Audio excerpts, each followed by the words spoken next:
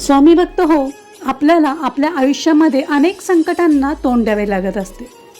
अनेक कामांमध्ये आपल्याला अपयश येत असते, तर काही आपली कामे मार्गी लागत नसतात. होत आलेली कामे रखडत असतात.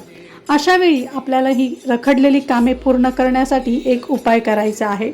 तो उपाय आपल्याला फक्त मंगळवारी करायचा आणि एकदाच तो उपाय करायचा आहे. त्यापूर्वी जर तुम्ही चॅनेलला नवीन असाल तर चॅनेलला नक्कीच लाईक करा आणि सबस्क्राईब करा.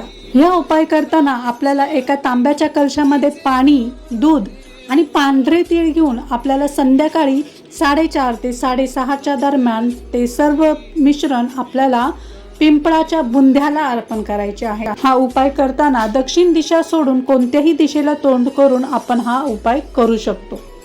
या उपायामुळे आपली अडकलेली रखडलेली कामे मार्गी लागण्यास मदत होते. श्री स्वामी समर्थ. जय जय स्वामी समर्थ.